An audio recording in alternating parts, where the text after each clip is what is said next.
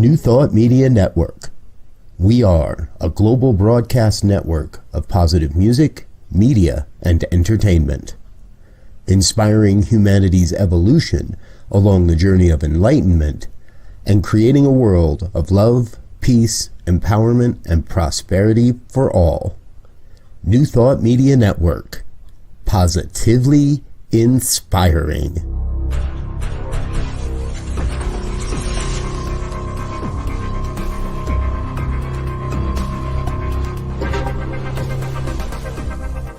Live from a secure concrete bunker somewhere in Ohio, New Thought Media Network presents Pastor Michael Mangus with Friday's Fireside Chat, spiritual conversation for today.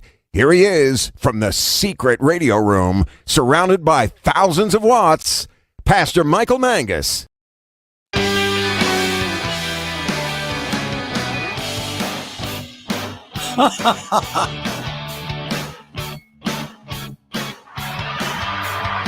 Yes, at the thousands cheer.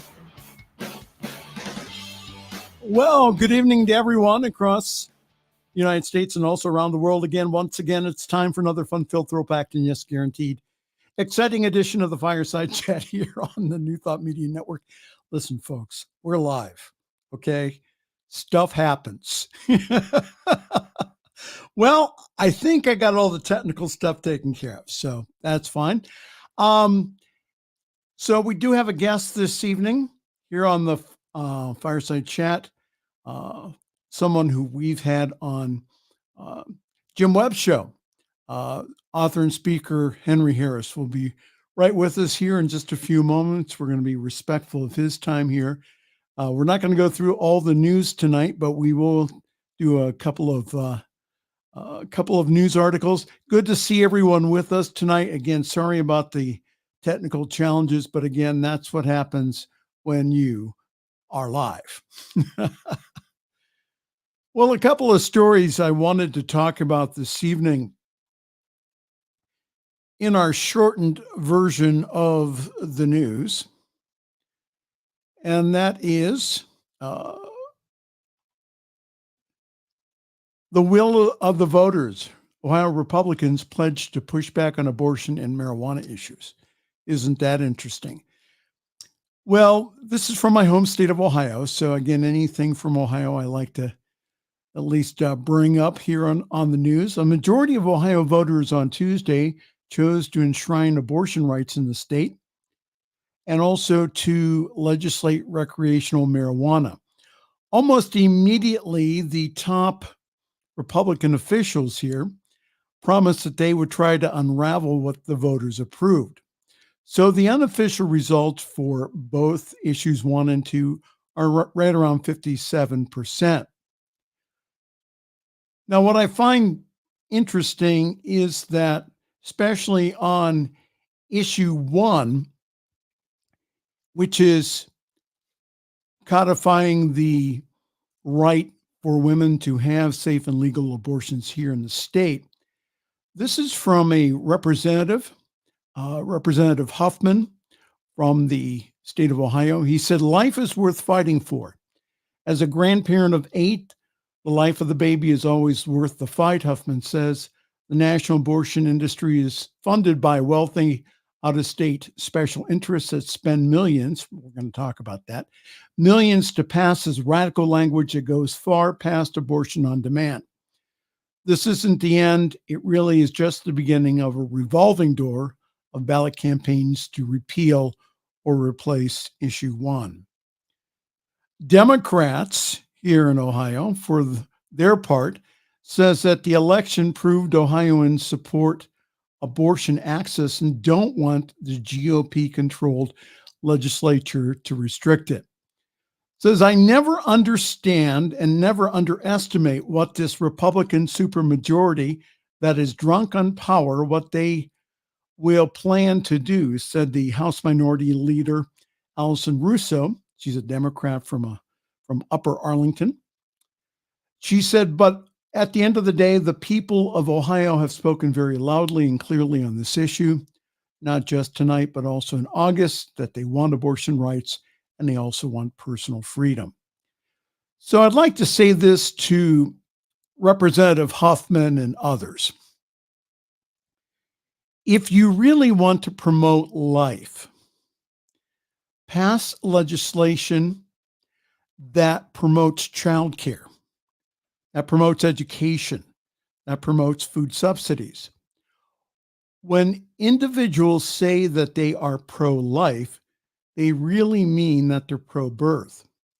There is very little support for single mothers and their families after children are born. So the voters of Ohio have spoken not once but twice this year. Please take the billions of dollars that are spent on so-called pro-life activities, and could you put those towards pro-family initiatives? Now, after issue 1 passed here in Ohio, I noticed that my neighbor put on his vote no sign Bible verses that were taken completely out of context. So my inner wisdom was just to take down my yes signs and let it go. So thank you to my fellow Ohioans for showing the world that we do care about a woman's choice and also health care. Couple more stories that I wanted to cover tonight. The war on the West Bank continues. The UN Human Rights Chief has called on Israel to grant his team access to the Gaza Strip to investigate competing claims about the Al-Shifa hospital. The situation needs an independent international investigation, Volker Turk said. The request comes after Israel released a photo and video on an alleged operational tunnel shaft it claims that was found near the Al-Shifa hospital complex in Gaza. Hamas has rejected the claim as a baseless lie. Earlier today, the body of a second hostage was recovered near the medical facility. An Israeli military spokesman said she was identified as a 65-year-old Israeli woman who was kidnapped by Hamas militants on October the 7th.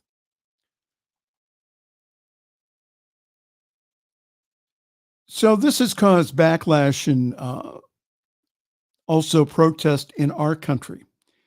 And it's what happens with individuals that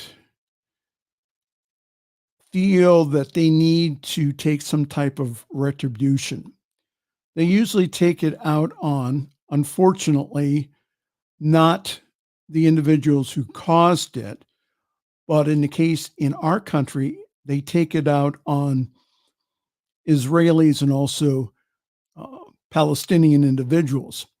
The Department of Education has launched an investigation into 7 schools after receiving complaints about alleged incidents of anti-Semitism and Islamophobia.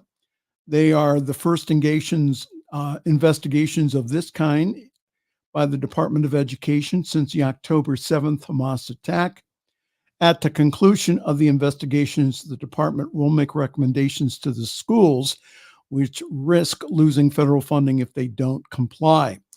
Earlier this month, the Department of Education issued guidance to colleges and K through 12 schools to maintain a safe learning environment amid a rise in global tensions, reminding them that they have a legal obligation to address incidents of discrimination, including against those who are Jewish, Israeli, Muslim, Arab, or Palestinian. Hating individuals does not help. That is why praying for peace in the Mideast is so important. And we can all make a stand against discrimination. Hate speech and actions just promote more hate. So my prayer is that personally that I am purged from all hatred against anyone. I heal the world when I heal myself. Remember oneness. a concept that we talk about in our centers. All right, enough of me. Good to have everyone with us tonight. This is the Friday Evening Fireside Chat here on your New Thought Media Network. I am Reverend Michael Mangus. We're going to do a couple of announcements here, and then we're going to go right into a break, and then we'll have our guest on. We have a very special one this evening. As I find my banner. Okay. Our special guest is author and speaker Henry Harris. We've had Henry on the Sunday evening show, which is called The Miracle of Prosperity. So we're glad to have Henry with us this evening. He'll be talking about his new book called The Sting of Rejection, and also give us some insight into his life. And again, it is probably one of the more inspirational messages that I've heard from an individual in a long time, especially on our network. So author and speaker Henry Harris will be with us here in just a moment. All right. I am parking myself at Summit CSL. So for more information, go to summitcsl.org. There you will find information about our wonderful Sunday gathering at 10:30 Eastern Time. It's also 7:30 Pacific. Grab your cup of coffee, your tea, your espresso. Please join us. And we do have one of the best services I have seen in New Thought. And this Sunday, our speaker will be Summit Music Minister, the Reverend John Miller. So go to summitcsl.org for more information on how to join our Zoom call. It's coming up on that time of year, the end of the year. And I'm going to ask every one of you, if you have not supported us financially, could you please consider giving a year-end gift? We still have some outstanding bills from 2023 that we need to catch up on. And also to provide seed money for us to go through the open doors that we have to spread the good news of New Thought around the world. If you could help us, please, ntmedia.org/donate. Please give a very generous one-time gift. Or if you would like, you can also give on a monthly basis. Sustaining gifts like that really help us out because that's what we form budgets off of. That's how we pay individuals and staff. Again, it's based upon those numbers, not based upon the one-time gifts. So again, your consideration in your year-end giving would be greatly appreciated. ntmedia.org/donate. All right. We are going to do a couple of messages, and then we will be right back with author and speaker Henry Harris. This is a Friday Evening Fireside Chat here on your New Thought Media Network.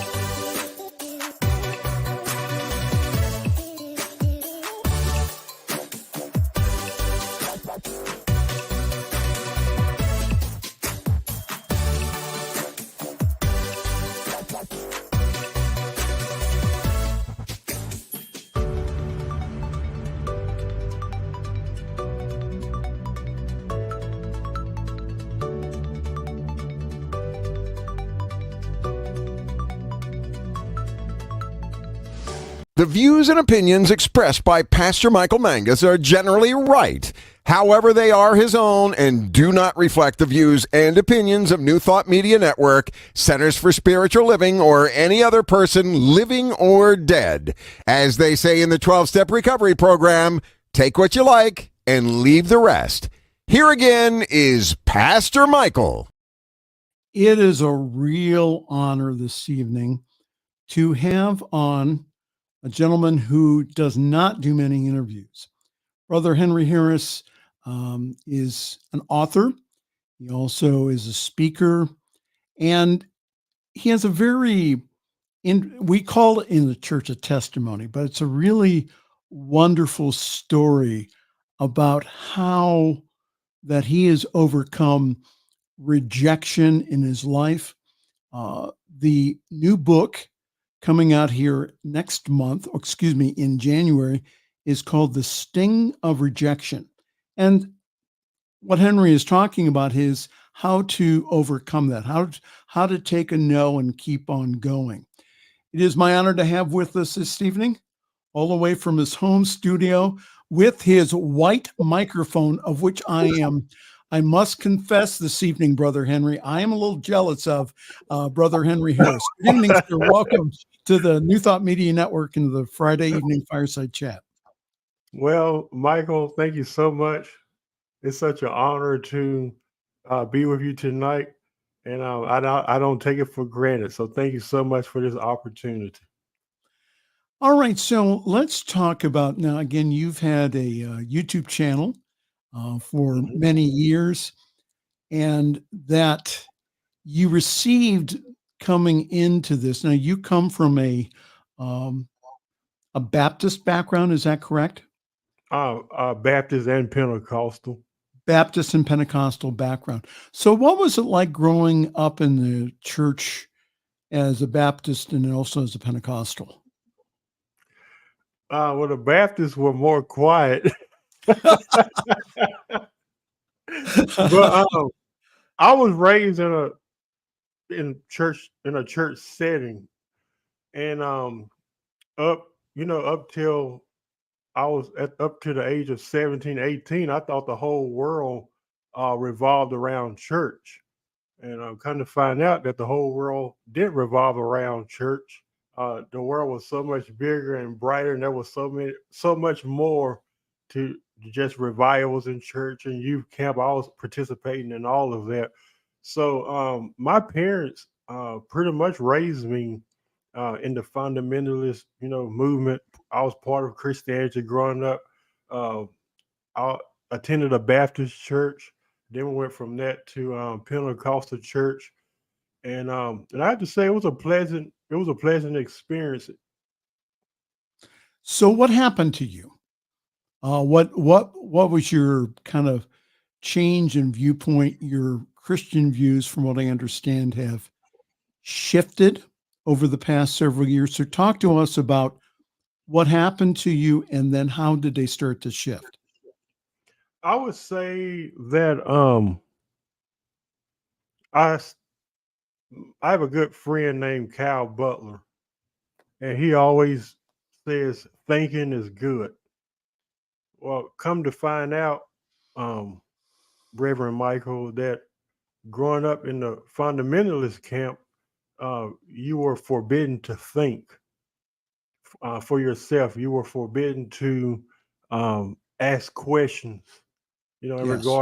regards to scriptures and things like that. So I just started to I saw a lot of abuse of power from leaderships. I saw how professing Christians were treating people. I saw this distorted image that people painted of God. And I went along with it for so long because I was part of it. But at the same time, I felt like I said something ain't right with this. And I just started asking questions and started to dig a little bit deeper into it. And the more I did that, it seemed like the more freer I became spiritually, theologically, mentally, psychologically. It's almost like the scales fall off of your eyes when you start to see and start to question things. Sometimes I get a lot of flack for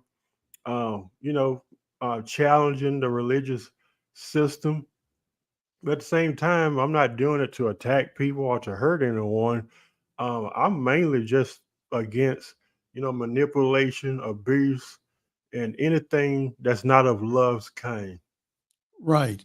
And I think that too that I know that you're familiar with Bishop Carlton Pearson, who Hmm. I am still praying for the miracle.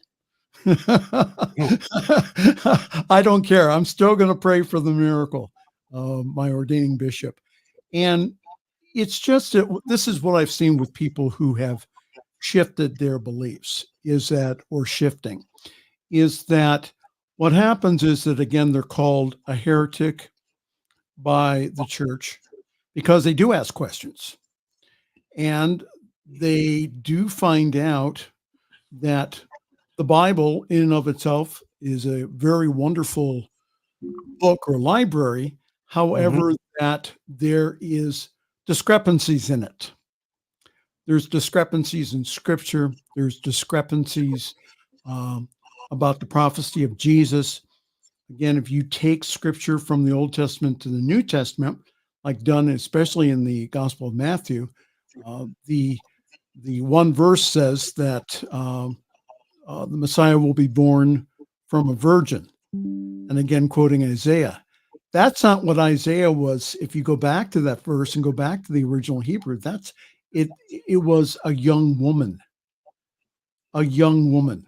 So Hmm. there's a lot of things, again, that when you start seeing some of the discrepancies, that individuals will start attacking. And I see that on your page, um, where that you go ahead and you throw out something, and then they go ahead and um, good Christian people who Yeah. you are going up against their BS or their belief systems, that instead of researching like you did, what they do is they come back. And I remember just one comment from this one woman that I read tonight about they just come back with more scriptures, not understanding that there's a backstory to all of that. So tell us about the one thing is that you started to kind of branch out, and you said that you'd like to do like a podcast or YouTube channel. And then what kind of feedback did you receive, especially from the church? I started my show in 2009. And at that time, I was very heavily involved in ministry. And I was, at that time, I was praying and asking God. I was like, I feel like I'm not connecting to people, in a personal way, um, personal level. And I said, I would like to connect with people on a personal level. You can't do that when you're preaching like 2 or 3 services a Sunday. It was like you go in and you speak, and you're going out the back door. That's how massive my schedule was. So I didn't know nothing about media. I didn't have the resources, the money. But I was telling one of my friends about it, and he helped me set up a YouTube channel. Then I was thinking to myself, what could I name the show? And nobody could have ever came up with the name the Brother Henry and You Show. And I was being sarcastic. I said, well, I know who I am, but what is the and you part? And I felt like Spirit was kind of telling me that I'm gonna give you the ability or the capability to at that time to minister to people on a personal level, and not just spirituality. We talk about mental health, sexual health, relationships, marriage, divorce. I've been through a lot of that, and my goal is just to to help people get from point A to point B. I don't have all the answers, but I think that as you ask questions, as we talked about earlier, I think that's the starting ground right there. Not everybody approved of it, even in the church, because at that time I'll be 37 in January, but at that time I was probably right about 21, 22. So I was very young, very naive, excited. And you would think that the church would be, uh, pushing, let's push Brother Henry. I didn't really get much of that. I had very little support from the church world. I was told that you're not going to make it, you're not qualified, you're not good enough, you don't know what you're doing. And as a young man, that really discouraged me. And I'll be honest, I went a few months without even filming or doing anything. But some just told me deep down on the inside, are you going to be defined by their no? Or will you continue to do what I've coded and called you to do? Yes. And I'm glad almost 15 years later, I'm glad that I've stood with it. And those who have followed me on Facebook, if I had given up and listened to what they said I couldn't do or what they said I couldn't accomplish, I wouldn't have had the chance to interview Robert Tilton that you just said, and Dr. Maya Angelou and Bishop Carden Pearson. So many people. Pastor Jamal Bryant, Reverend Jesse Yes. Jackson. Yes. I've Man. interviewed people in the political world, the spiritual world, gospel singers. We're talking about like household names, and those are just a few. Dr. Charles Stanley, Pastor Bill Winston, Merlin Hickey. I can just name Wow. all. And if I would have listened to them, I would have never Judge Mathis. He's another one that came on my show. If I would have listened to them, their no, I would have never succeeded in life. So hopefully, those that's watching now, if there's something that I don't got the resources, I don't know how to start. I didn't know either, but I just took a step of faith and said, I just feel like this is something that I'm called to do. And when I did that, the door started to open. Nobody knew me, and I just that's just my encouragement to those that's watching, that there's nothing impossible with you. You are not defined by their no. All you need is just one yes from God. That's all you need. So why did, again, and I kind of hear uh, some of the church mothers in saying, "Well, Henry, are you really sure you want to do this? You really, um, you don't have the skills. You have uh, some issues on other ends. And I could just hear you say, well, I'm just still going to do that. And the reason that you inspire me, my brother, is because that you went ahead and despite all of individuals' no's, is you went ahead and said, you know what, I'm just going to do it anyhow. Hmm. So you said again that you went ahead and you started asking A-list people in the church world and also in the political world to be on your program, and they did. You were mentioning about uh, uh, Reverend Tilton Hmm. and how that he does not grant interviews very Oh much. no, no. And so you were able then to get in to talk to Robert Tilton. Um, and some of these people have been ostracized by the church. So, what, when you go, I know you go and speak at churches now, what do they say now? Uh, I think as it relates to speaking in churches, that's very rare these days. When I first started out, I was speaking in like churches all over the country. Uh, since I've pretty much disassociated myself from the religious system and its attachments, I don't really get invites anymore, and I'm okay with that. I'm okay with that. I have a show that's reaching thousands of people every Sunday, every week. We do a show. I do have a few pastors that will call me from time to time. Henry, can you come play the piano? I try to create my own world, so to speak. It used to bother me that people would put on conferences and stuff, and you were good, but at the same time, for some reason they felt like you weren't good enough where they could put you on the program to speak. That it don't bother me anymore. It seems like the older I get, my speaking and preaching in church is becoming very rare. Uh, I'm to the point now where I love what I'm doing now, and if I never get another invite, I'm okay. I really am.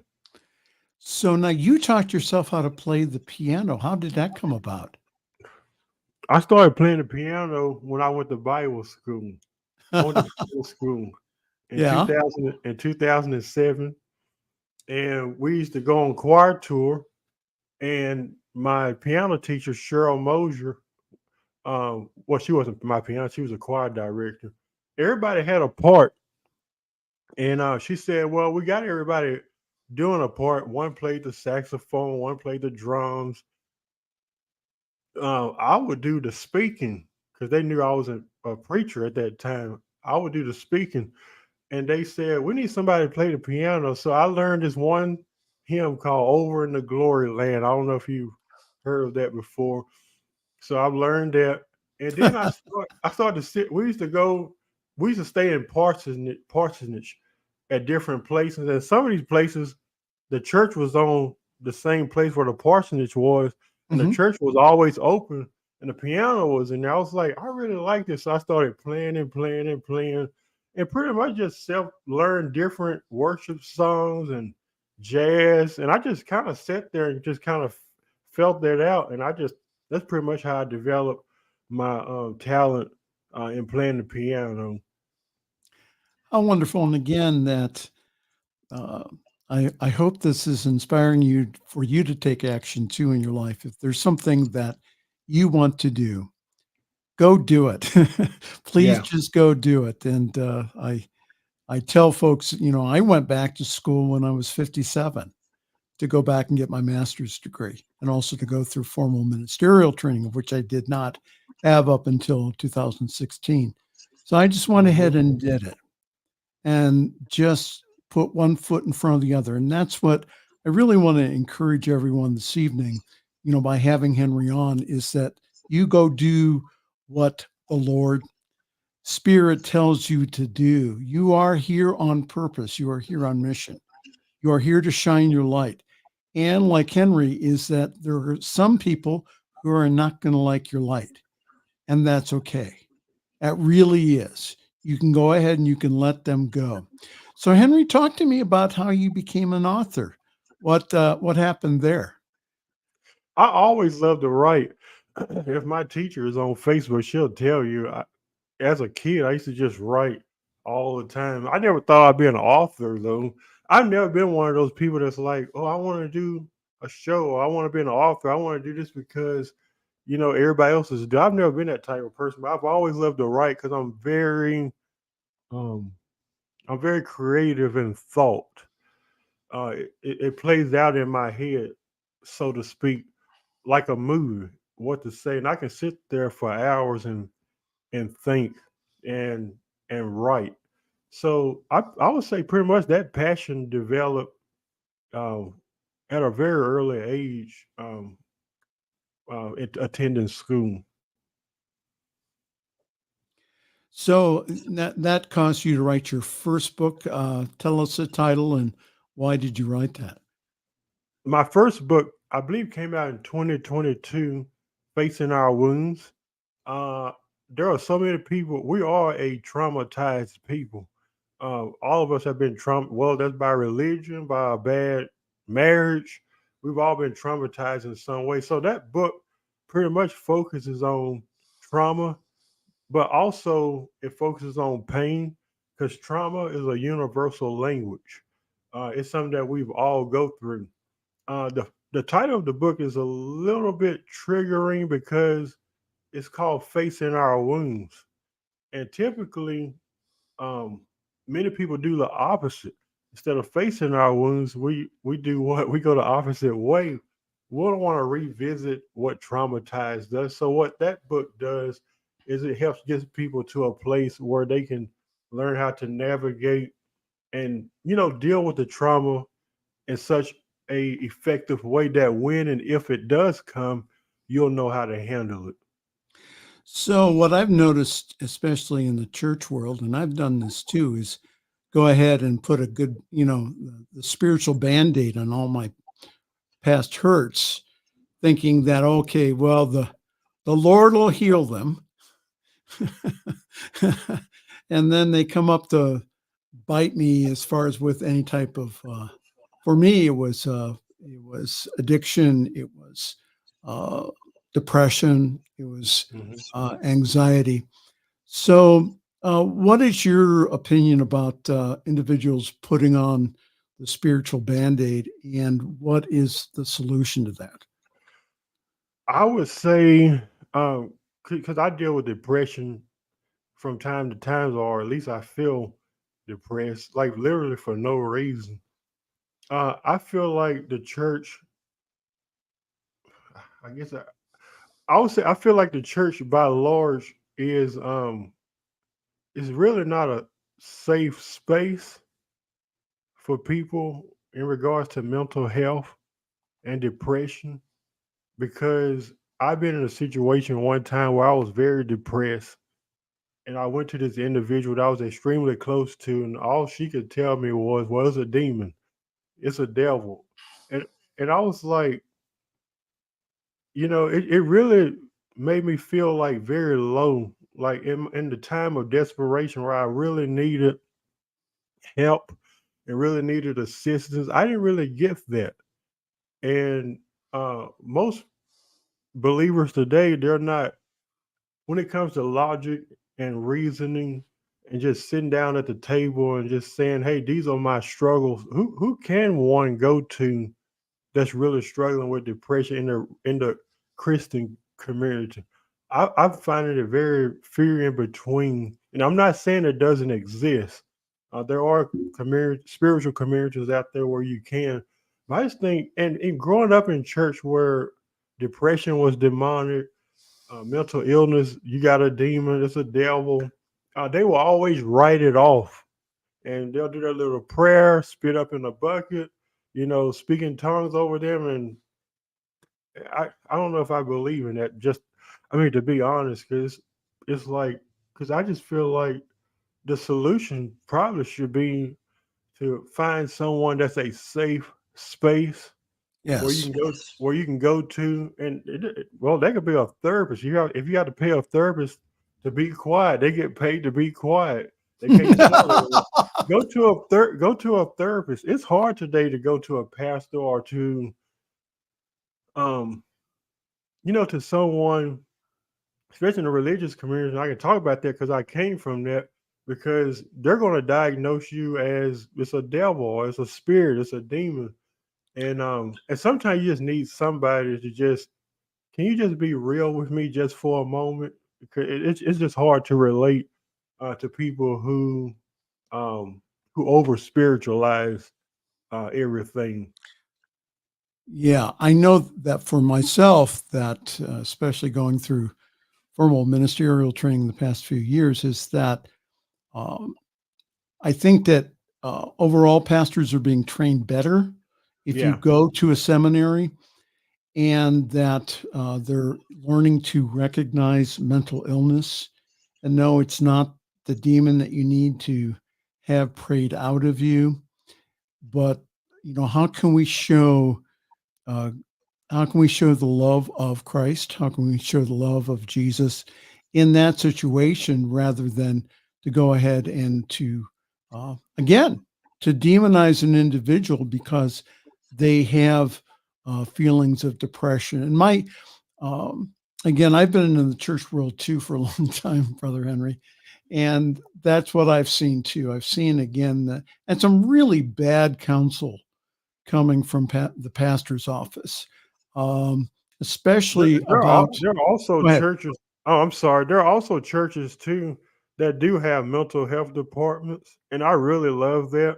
There are some pastors now that are, if they feel called to that, they're actually going to go get their license in that area of mental health. So I think that's a plus, for anyone who's in ministry that's dealing with people.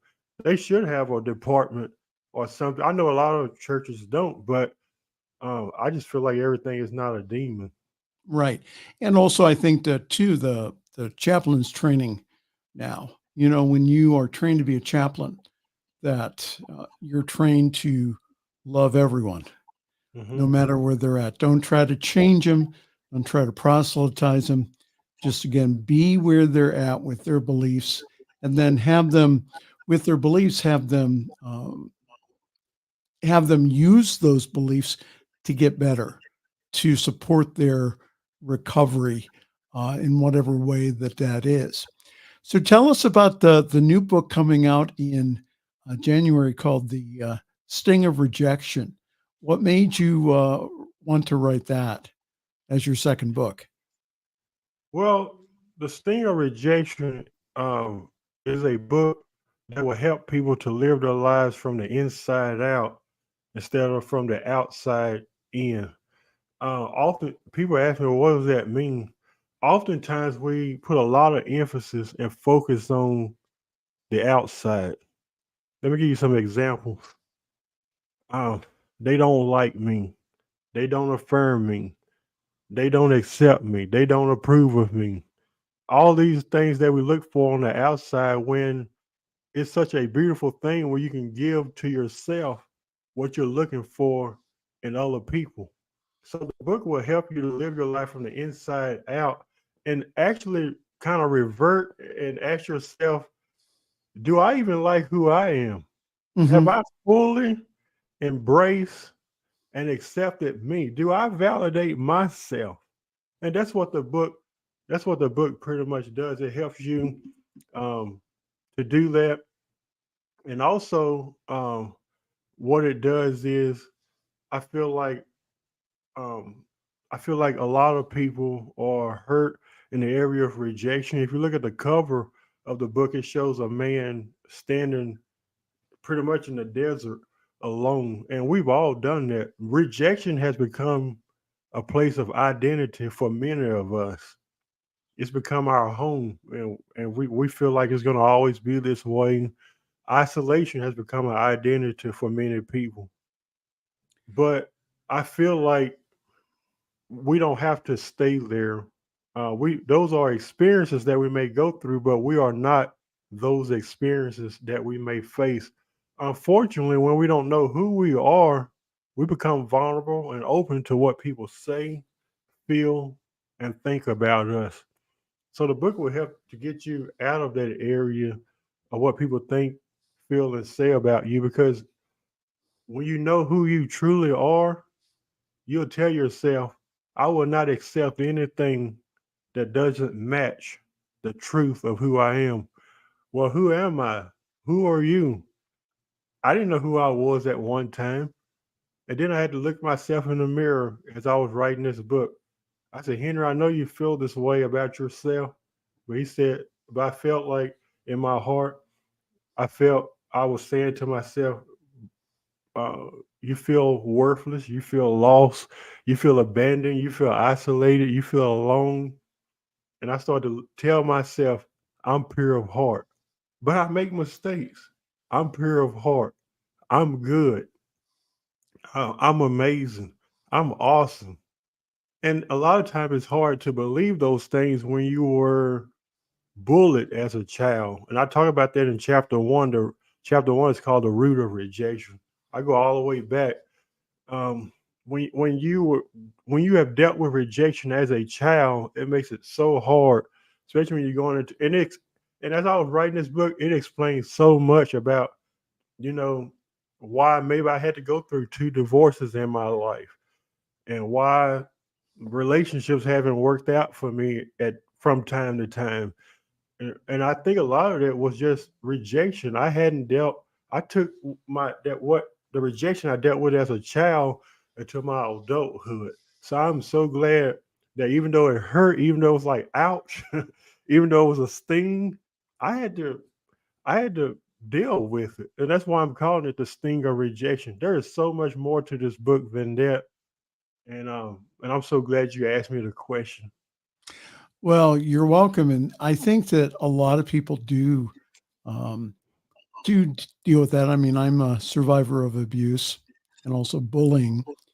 And that I think that that's where what I heard you say was that basically is that you needed to take all those things that people said or that you felt that you were and start changing them around to the truth about you. Hmm. I call it the God essence as you. So, without really getting into all the contents of the books, what are some of the things that you recommend that people start doing so that they can move ahead in their lives? I would say, I think there's just, I'm not saying there ain't multiple things to do, but I would say for me, and if this works for you, do it. Um, I would say, what do you believe, and why do you believe that about yourself, and where does those beliefs stem from? Where do they come from? And that's what I would say. I think that's a wonderful place to start. So, talk to us about your wonderful YouTube channel and how can people find you on YouTube? My YouTube channel, you can go to YouTube, type in Henry Harris 100. The Brother Henry and You Show, I can type that in, but that's where people can go and watch the show. Our show is very diverse, very inclusive. Um, there's really no right or wrong. I'm just very open to what people have to say. I'm not real quick to disagree anymore because in the areas where I was so fast to disagree at one time, I look at those as opportunities to learn where people are at on their journey, their spiritual journey, or their walk in their lives. To me, it's not really about being right. I just want to hear people's hearts. Our show is very, like I said, very inclusive. We have LGBT people on our show. We have pastors on our show. We've had TV people on our show. Um, m- like somebody said, there is probably anyone that Henry hasn't interviewed because that's just where my heart is at. I'm just a people's person. I want to hear people's story. I don't judge anyone. Everyone is invited to the party. Well, and again, that there's probably a list of people that. So, who are three people that you would like to interview in the future? Oh, nobody's ever asked me that question. I would say President Barack Obama. Okay. I would love to talk to him. And when I say these names, I'm actually envisioning it in my head, and I speak it into the atmosphere. And for Yeah. some reason, every time I do that, I get an approval email. so, um, and so President Obama is somebody I would like to interview. Um, who else? Tyler Perry. Yes. He's an actor, producer. I would love to Hmm. interview him, and I would love to interview Oprah Winfrey. Oh, wow, how wonderful. Yeah, Well, I've good. got Well, other I big. mean, you I've got other big names, so why can't I? Why can't you I know get what? them? Why not? Again, you've had a lot of people that, again, that you've asked, and they have, for some reason or another, they sent something in you that they said, "Oh, Henry's not going to beat me up. He's going to." Um, I've yeah, had I some of them. go ahead. I've had some of them tell me that they said because I always ask why did you come on. They said one in particular. I don't know if you know Perry Stone. He's on TV. Yes, Uh, his team said he felt safe with you, and when I heard those words, that just brought tears to my eyes. I said I want everybody to feel safe with me, yes, especially when you're famous. They get a lot of flack, a lot of they get attacked a lot. But when you have somebody tell you they feel safe with you, like that, that's like that's very like priceless. yeah. And anyone who's seen this show over the past 3 years is that I don't ask gotcha questions. I feel safe with you. Oh, thank you. Well, no, I don't, the thing is, I think that, even if we disagreed, that would be all right. I'm okay with that. I think that, we can, like, for example, like my neighbor who wrote Bible verses all over his vote no sign. which I thought was really interesting. He quoted, Yeah. what did he quote?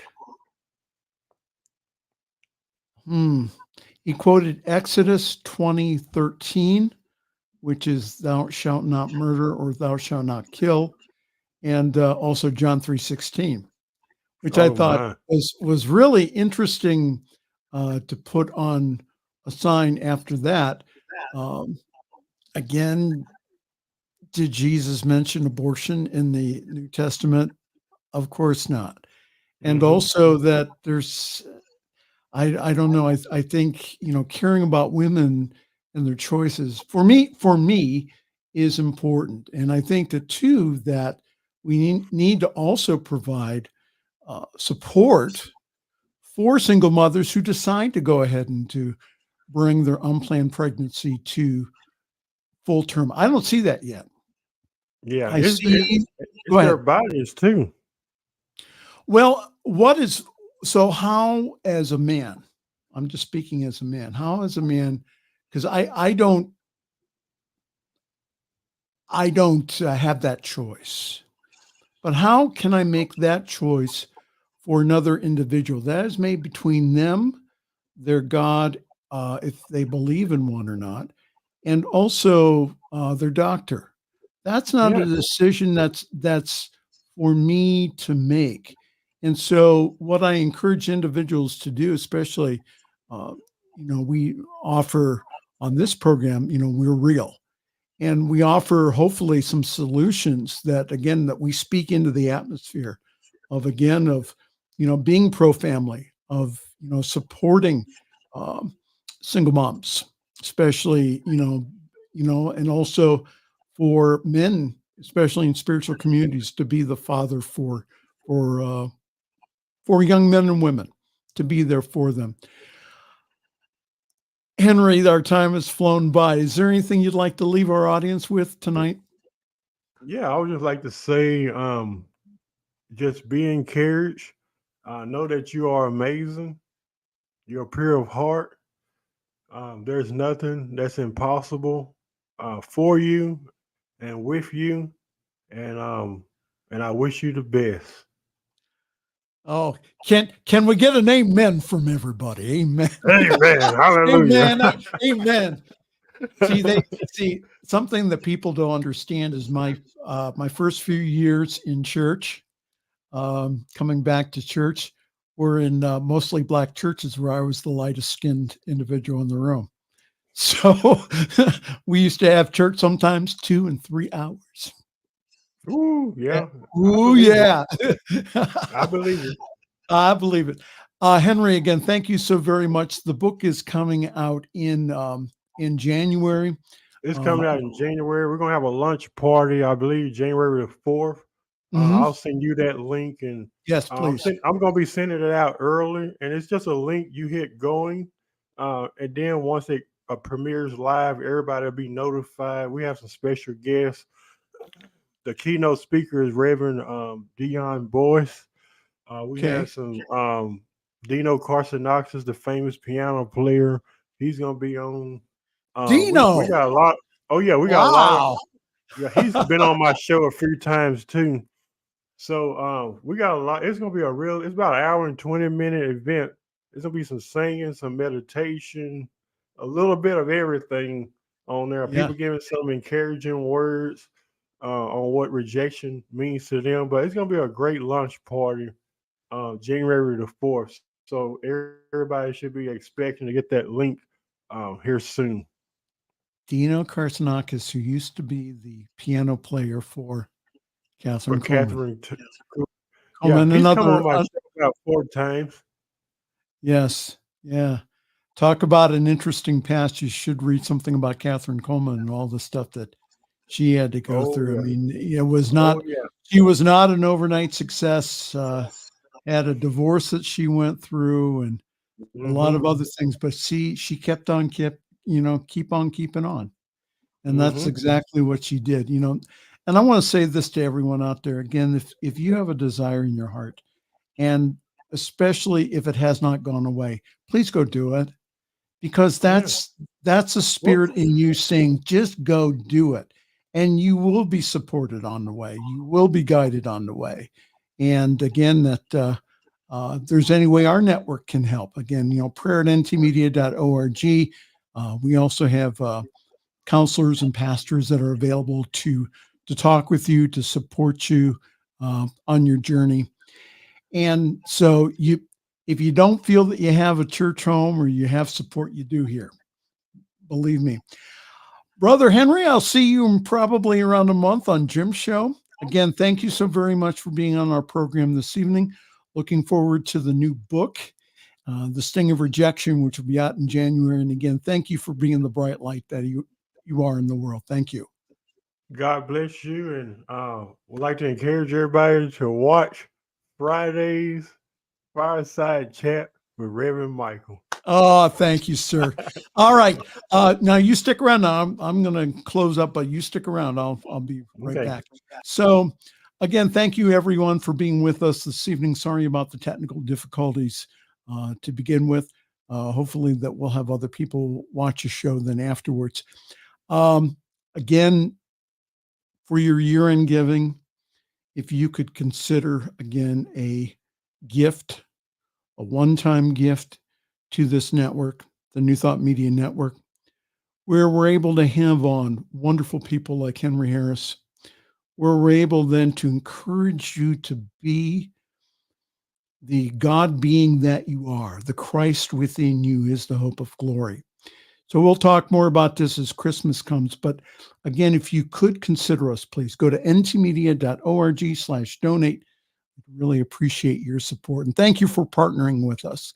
Thank you for you helping us take this wonderful message to the world.